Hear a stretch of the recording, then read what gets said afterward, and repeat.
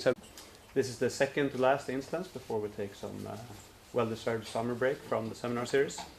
And today we have the pleasure of having Karolina Isaksson from VT and Jakob Witzell from VT and KTH here to talk about a very interesting theme about how the discourse around digitalized smart mobility is shaping in Sweden, which I think is highly relevant also for ITRL as a research center doing research on broad and complex transportation topics. So we're really much looking forward to that.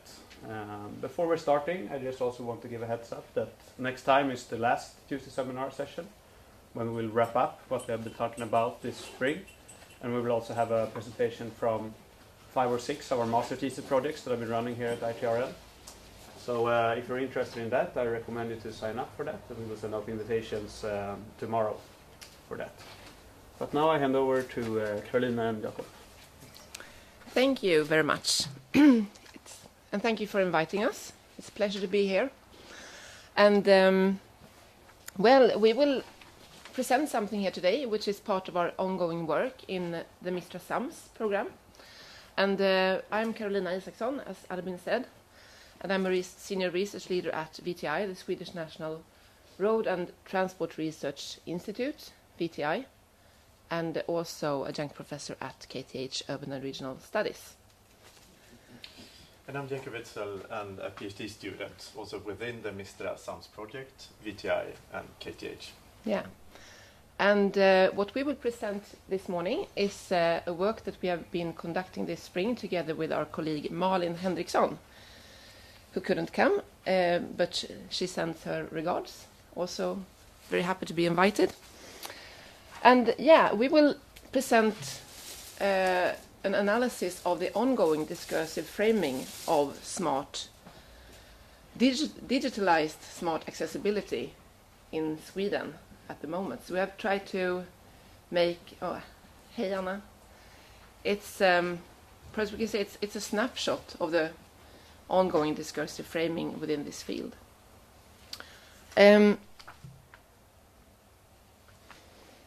As we indicated, we do this as part of the Mistra SAMS research program. I know that few persons in the room know about Mistra SAMS fairly well.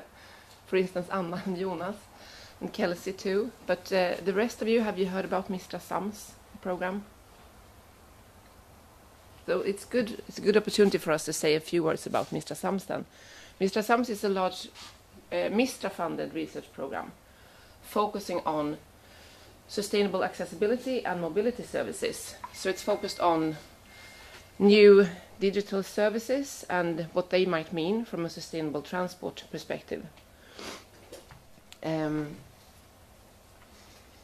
it's a 4-year program funded by the Swedish research agency Mistra.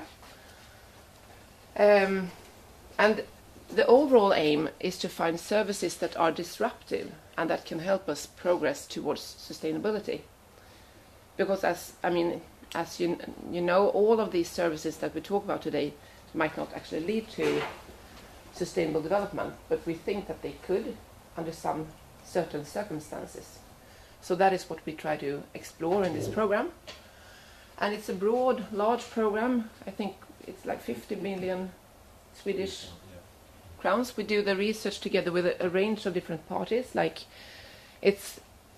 program is managed by KTH, actually by Jonas Åkerman and Anna Kramers, and in close collaboration with VTI.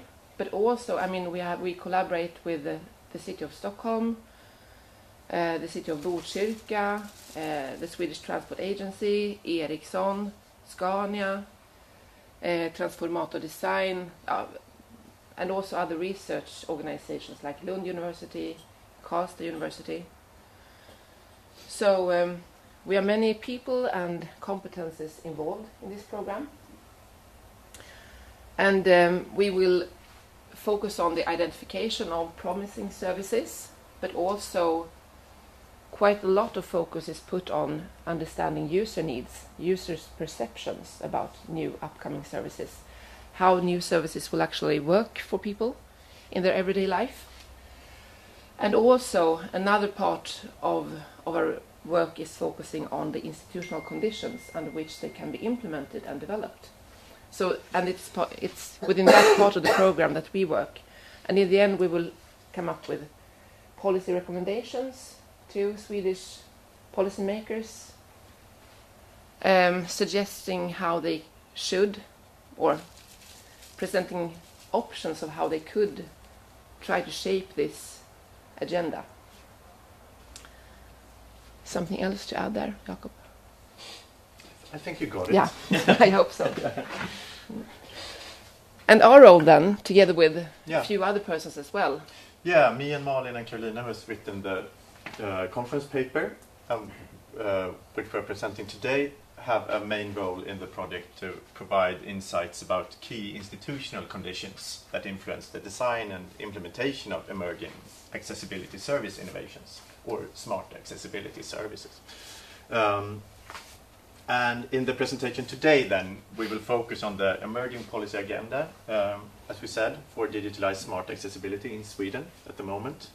And the presentation then is based upon this conference paper, which we will present in Munich in June at the Mobility TUM conference, and then continue to work on it into a full paper.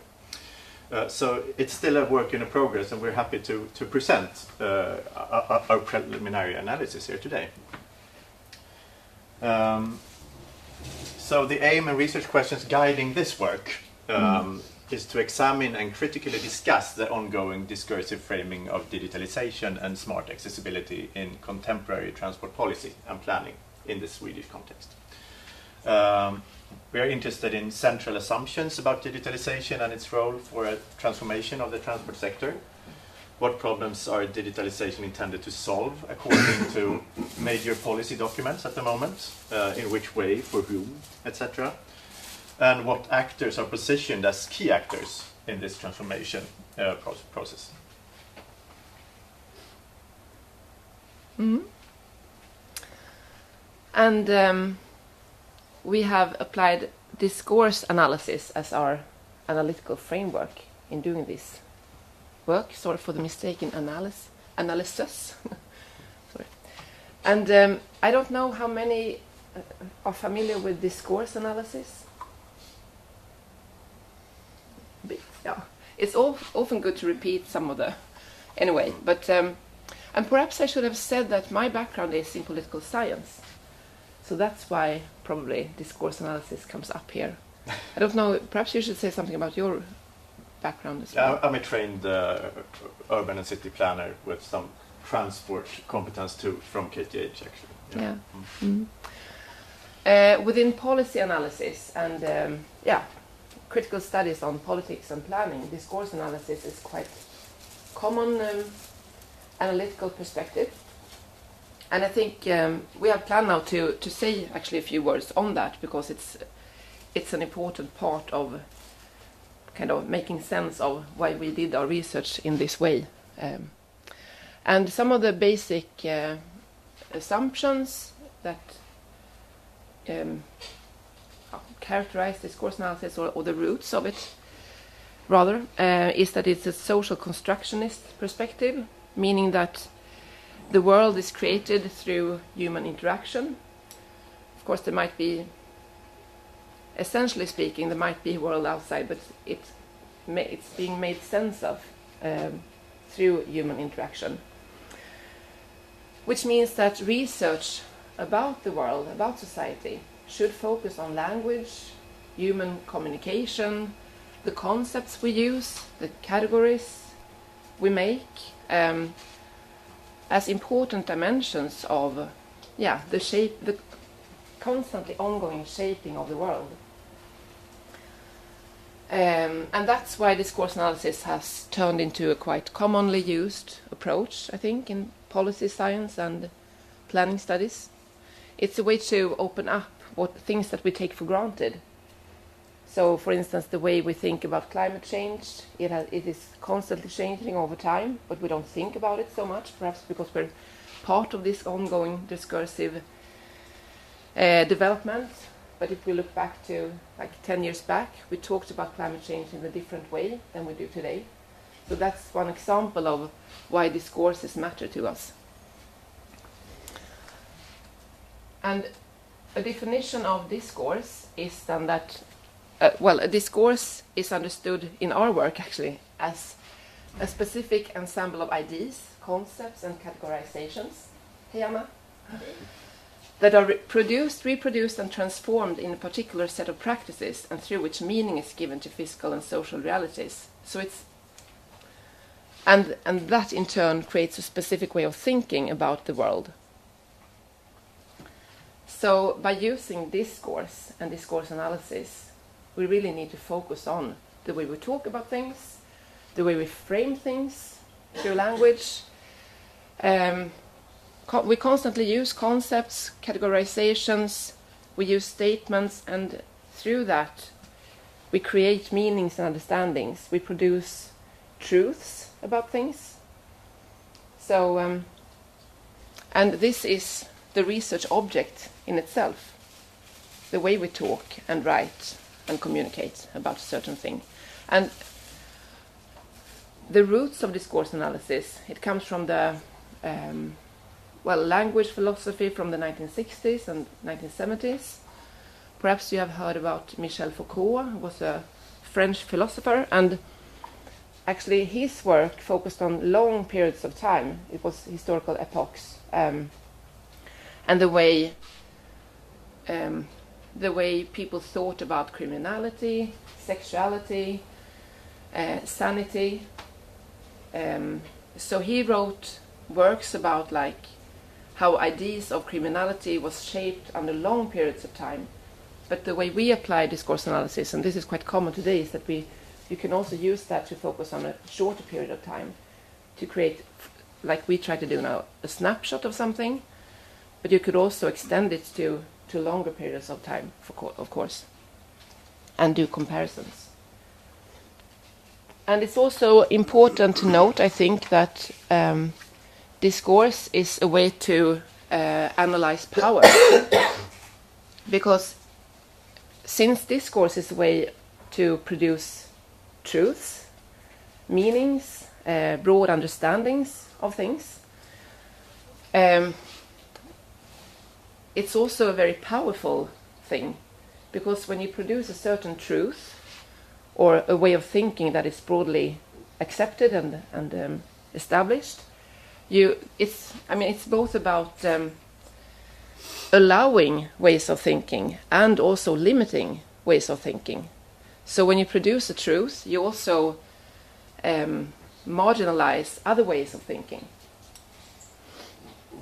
So that's why discourse is an expression of power.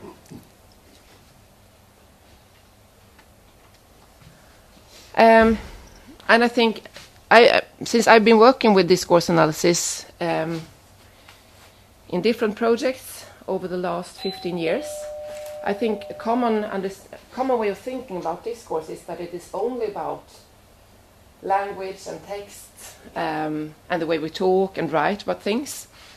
But if you apply this in a planning tradition, it's very important to also keep in mind that it is actually a certain discourse can also become materialized. So public organizations, politicians also try to steer this development so that new technologies will enable the fulfillment of, for instance, sustainability goals and other types of goals like livable cities and other types of goals, but to enable a smart governance of this smart mobility, you have to also understand how the policy field is being framed, and that's done discursively at the moment. So we see this as a way of kind of opening up, thinking critically upon the truths that are being framed today. So it's a way to it enables a critical reflection of things that we kind of take for granted or that we are also part of. I think being a researcher within this field, you quite soon start to become aware that you're also part of the discourse yourself. We also produce truths and understandings and ideas about this. I mean, we're soon about to conduct research on ourselves, I think. Yeah. Yeah. Any questions? Because I think it's often difficult to understand if I manage to communicate discourse analysis so it gets clear or not. So please, if there's any question, just Anna. What kind of tools do you have to make Yeah. I think we could change slide. Yeah, actually, we can. Yeah. That's also mine. It's also mine. it Yeah. is. Yeah. Thank you. In this, I mean, you can do it in different ways. There are different. There are many different ways to conduct discourse analysis, and I think from the start it used to be a quite quantitatively oriented approach. So there are examples of studies that have, like, you have kind of counted words, counted different types of words and concepts in a large material. You can, for instance, you can pick a large material from a certain policy area. One example is a PhD that was written. One of the first discourse analysis in the Swedish research tradition was from the late 1980s, where Johan Hedrén in Linköping, he collected all the formal policy documents about environment that were related to environment from the 1970s and 1980s, I think. And then he kind of counted different types of words, seeing then how the concept environment was being linked to other concepts, and exploring then if I remember right, I think he explored like also tensions between different ways of perceiving what environment is and could be, if it was more linked to kind of nature, ideas about nature, or ideas about technology, or so that's one example, counting and comparing the number of words and the number of concepts. But the way we have worked, it's a more interpretive tradition, when you read and you reread a certain material, and we had to limit ourselves quite much, because it's a small study, and but we in this paper we then selected what we thought were the most relevant policy documents from the last 3 years from public authorities. So it was from the Transport Authority, from the government, and specifically from the Ministry of Enterprise and Innovation. Thank you. But also some of these roadmap documents and this collaborative initiative that the government initiated, where a lot of different organizations have been involved. And also the Samtrafiken document, where I think that both Anna has been involved, the roadmap. So some of these upcoming policy documents that doesn't have the government as the author, but appears still in this type of semi-governmental, semi-research type of material. So we collected these documents. We selected 12 key documents. We did a close reading. We identified explicit concepts and statements appearing in this material. And we did what we say is like an aggregated analysis, putting the different, like the results of the readings of the different documents together, and try to see what kind of patterns that emerged, what type of concepts, statements were coming up repeatedly in the material. And based upon that, we did a rereading again, looking back to the original documents, and tried to identify like the underlying assumptions and themes that made these types of statements possible. Because it's one thing to kind of see what's being pronounced at the surface, but there are also some kind of underlying ideas, assumptions that we call in the paper storylines. So that's another way of conducting a discourse analysis. There are also many examples of more bildanalys. Visual or image analysis. Image. Thank you, Jakob. I wouldn't manage without you. Yeah, well, you focus on images, and I mean, you can of course combine quantitative with more interpretive, and images and text and so on. Yeah. But this is how how we did this analysis. Thanks for the crash course in discourse analysis. Are you interested in some result? Yeah. So, does the sort of social position of the speaker play an important role? Because I could imagine, someone in government versus someone in, some other organization has different motivations and different discourses. And how do you look into that? In this case, we didn't look into that so much, even though we come into things about like who says what and so on.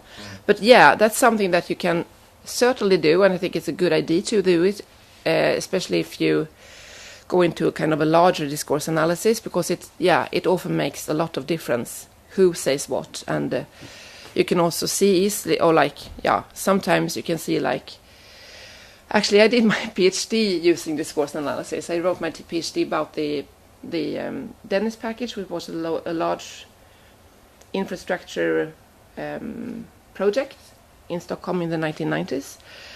And then it was very clear that some actors, they managed to... it's both about the way of talking, the way of arguing, the way certain concepts and ideas kind of works better during certain periods of time. Because in that case, the environmental movement, they started to be more successful in their arguments when they started to use more economic way of arguing, and also kind of collaborating with economically oriented researchers. And so when they started to say the same things, they suddenly became more influential. And also that in that case, it was easy to see that people from famous authors were also engaged in that debate, and they could also easily access, of course, large journals and publish their letters and opinion briefs, whereas more radically oriented environmental organizations had a more difficult time to reach through. So yeah, it matters who says what, and it's a combination of who they are, but also the way they argue, and what arguments that works in certain periods of time. Yeah. Yeah, and we could say that our results then are more on a general level, not pointing out certain actors, but how actors together compile documents and understandings of this phenomenon in the 12 policy documents that we have read. So which are those major storylines then within this field, which we have identified? The first one is that a transformation is underway, which is clearly stated in most of the documents. Something is happening. There is an already ongoing transformation, which we have to adapt ourselves to and understand. References are normally given to a number of global trends, for example, digitalization, automation, urbanization, and sharing economy. And one quote from one document of this ongoing development is that the development is very fast and the use of digital services increases. Sweden is at the forefront of exploiting the potential of digitalization. This is from the autonomous vehicles investigation in Sweden. A second quote showing this is from Samtrafiken, the Swedish mobility program, regarding smart accessibility services, that automation, digitalization, and urbanization drive a transformation of the entire global automotive industry, and thus the transport industry into something new. And this transformation is, in most documents, also framed as rapid and strong and something that is unstoppable. It is happening, so we have to relate to it. We have a choice to make if we should be proactive or reactive. Which is stated by Samtrafiken too in the Swedish mobility program, that we can either reactively follow what's happening and adapt to it, or actively study the development and, as far as possible, create our own future. So it's something at stake here. A second theme is regarding a promise of a smooth, resource-efficient and sustainable transport system, thanks to digitalization. The documents convey a general and pronounced optimism regarding the effects of digitalization and new mobility services. Digitalization will provide a thorough and comprehensive transformation of the transport system as a whole. Smart services for mobility and accessibility will provide a more resource-efficient transport system with reduced climate emissions, reduced congestion, and improved accessibility generally. Compared to today's transport system, which is often described as inefficient in terms of capacity and use of space and energy. And these documents often identify possibilities of decreased personal car ownership, and that digitalization offers radically new possibilities to monitor and govern and rationalize the use of resources in society, with the sharing economy investigation of the Swedish government states, for example. So digitalization implicates new possibilities and challenges for the transport system as well as the society. It regards completely new ways of using the transport system, but also new ways of solving today's tasks, which is stated in the infrastructure planning of the Swedish Transport Administration. It is also framed as a prerequisite for reaching long-term policy goals regarding sustainability and climate emission, for example, especially by the Swedish Transport Administration in the national plan, where they state that a precondition for achieving the transport political objectives is that the opportunities of digitalization are utilized and its risks handled. Rightly used, digitalization can provide great contributions to an efficient and long-term sustainable accessibility. And in the documents, it's clearly a pronunciation of possibilities, where the risks described are mostly regarding personal integrity and data security, but not so much about the risks of induced traffic due to increased accessibility, for example, or increased overall travel in society, rebound effects. One exception is a strategic plan for transition of the transport system, which 6 state administrations have compiled. Swedish Transport Administration, Swedish Energy Agency, Swedish National Protection Agency, and a few others, where they actually state that society needs to set boundaries and steer developments so that possibly negative effects, such as increased traffic volumes, are avoided. But that is one of very few examples of describing such risks of induced traffic that we have identified in all of these documents. So in general, it's a promise of a smoother transport system that is also more sustainable. A third theme then is the importance of demonstration projects and pilots in collaboration between public and private actors.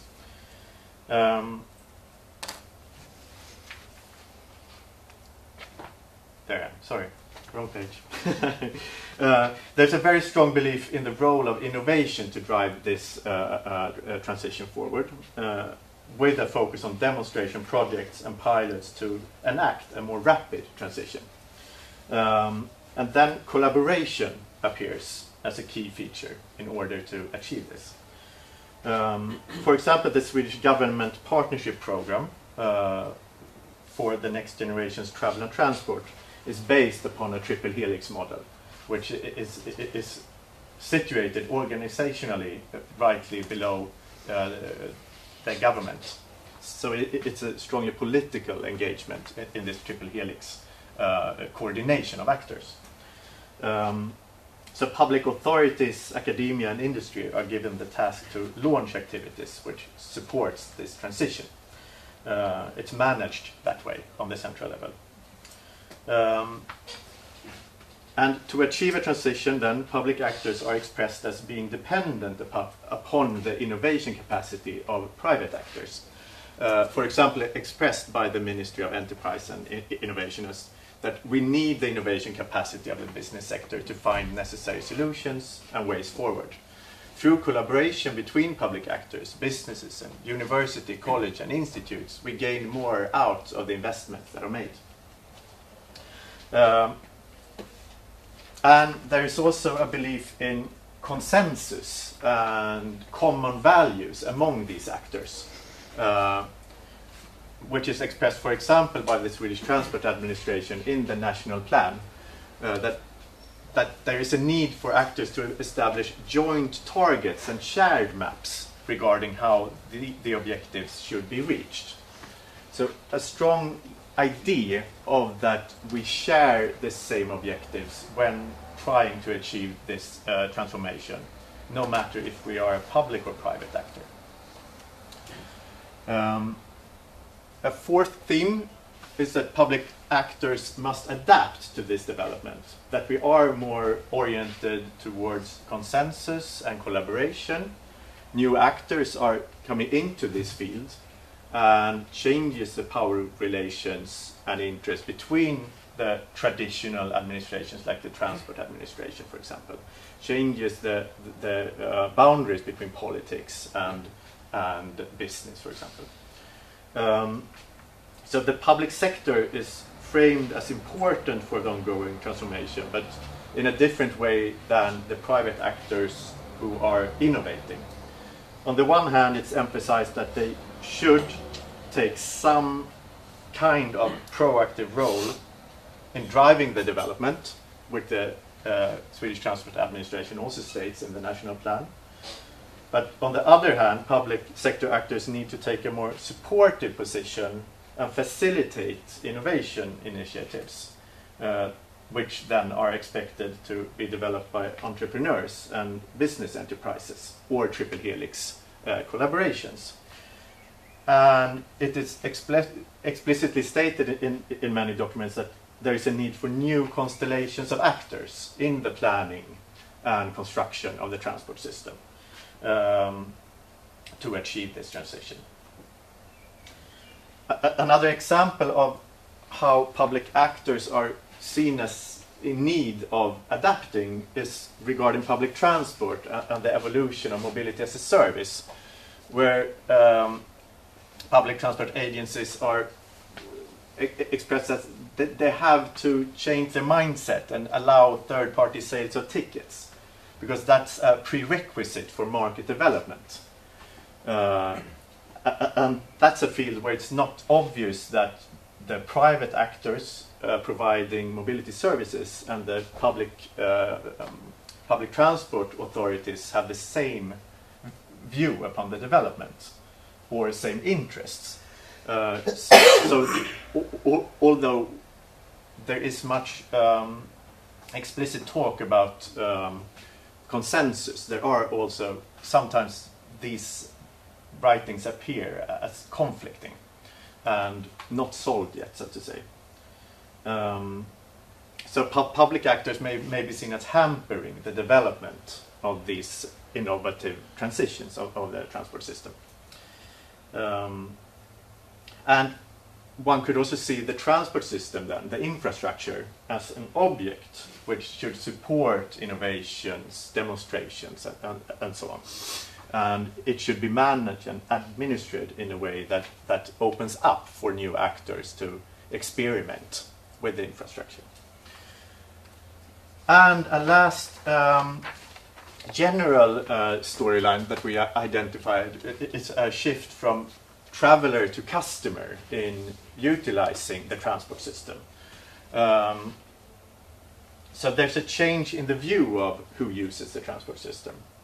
There's an image of the traveler as connected, having a wide range of services to choose from, being capable and willing to plan travel more or less on the go.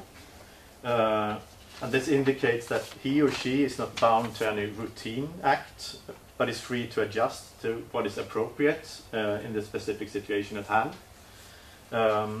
That reflects an independent, rational, competent subject who can choose on the fly. and also that people have equal access to the opportunities that digitalization brings with it, so to say. One quite illustrative example is from also Samtrafik in the Swedish mobility program, which writes like this: to satisfy, by pressing a button on the phone, one's need of travel or transport with a variety of services such as public transport, pool cars, taxi, bicycle, joint travel and sharing services, and new logistics services. That is not a complete sentence, but sorry, I hope it reflects the image of this smart app, which is not only a symbol of digitalization, but the actual embodiment of the promise of digitalization as a game changer, so to say, in the quest for a future of smart and sustainable mobility regimes. Yeah. Yeah, and some concluding reflections then, because what Jakob presented now is like the explicit themes that we found in the discourse, statements that we see now and then in the material and illustrated by these quotations. And then what we did as the next step was that we tried to also identify like what are the underlying assumptions that makes it possible to talk in this way about smart mobility. And we found out that this discursive framing of digitalized smart accessibility is currently being based upon at least 3 assumptions, perhaps more, but those were the 3 that we found that we could argue for in the paper. First of all then, mobility is increasingly being seen as a market object. I think that's a quite interesting thing to see coming out so strongly in the material, because it's another way of talking and thinking about mobility compared to just, I think, probably 10 years ago, 5 years ago even. Mobility is being talked about, framed as a market object, something you can buy and sell on the market. And that is how it should be, according to the statements in the material, as a natural assumption. And part of this is, of course, also the focus on triple helix arrangements, where you support, that are intended to support private innovation, entrepreneurship, marketization, and where some actors are viewed upon as more suited also to drive the ongoing transformation of the mobility agenda. And part of this is also, or like a consequence of it, is that the public actors should kind of be a bit more passive and support. They should be proactive in some respects, but also allow the market to develop in the way that the market knows best, probably. And part of this is also that the citizen is framed as a consumer of mobility, not as a citizen in its own kind of, I don't know. I think it matters how we think about, if we think about travelers as consumers or citizens. And a second assumption is that this is a consensus arena where collaboration is important and where there's a very strong belief in joint ideas, joint interests, even though it is so clear that this is not about joint interests, it's also about conflicting interests. It matters a lot, for instance, if you see the traveler as a consumer or a citizen, how you think about consumer rights or citizen rights. And it also matters a lot whether you think that public actors shall support market interests or perhaps provide some resistance to it and stand up for other ideals and goals. But this consensus and collaborative idea comes out very strongly as an underlying idea principle.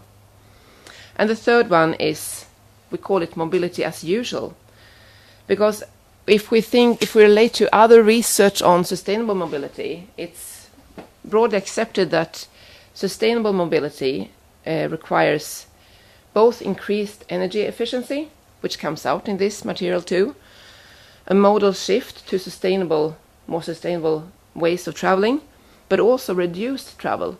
But in this material, we don't see so much about this idea of reduced travel and untravel. The idea of untravel is quite central to the research in Transport Mistra.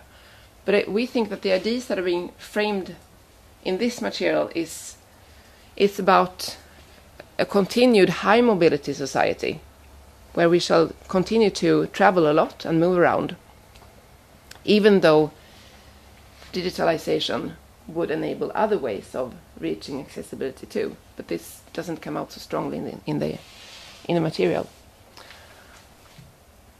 Yeah, and the last slide then, continuing the conclusions. We think that despite the strong narrative of change that kind of permeate this policy material, there's still a quite conventional ideas comes out strongly about mobility, for instance, and accessibility.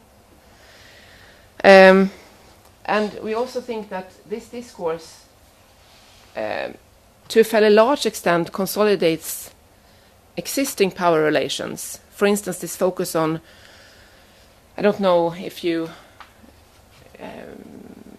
this example with the triple helix arrangements, for instance, where if we see what kind of parties that are invited by the government to these triple helix arrangements, it's quite conventional industrial actors from vehicle industry and so on, also the IT sector. It's also sometimes smaller companies, but it's a strong focus on like commercial interests. And this again, that the role of public actors is relatively passive to support and adapt to the ongoing development, to make sure to not stop it, kind of. And of course there are boundaries and different diverging interests between public and private interests. And there's also a boundary between public and private mandates, but that's not clearly expressed. It's not a theme coming up in this material. So it's easy to forget about it and to think that we're all into this for the same reason, but probably we're not.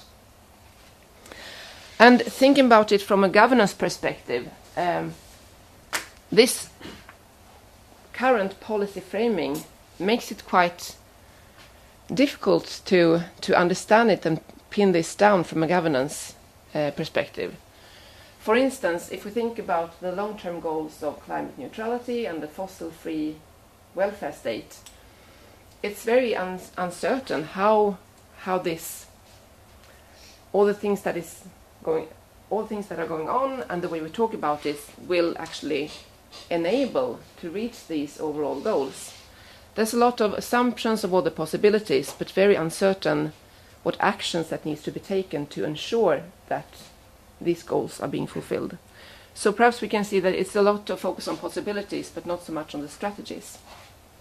So what we think is important for policy actors now is to think more about the important decisions that needs to be taken regarding the future of transport, like what decisions about land use development, for instance, in a city region needs to be taken if public actors want to ensure that this can also, all the new possibilities can also stimulate a more sustainable development. And where are these decisions supposed to be taken? What actor needs to take what decision, so to speak? And there's a lot of questions about accountability and transparency also coming up. When you see a policy agenda being framed closely, strongly around certain ideas and principles, but these are not actually discussed. So I mean, like, alternative ideas and strategies are not being discussed. So there's a lot to think about when it comes to accountability and transparency, when it comes to the strategic developments that are being taken. Perhaps you want to add something here, Jakob? No, I don't. No. So that's where we have planned to round up our presentation. Thank you so much for listening. Yeah, thank you.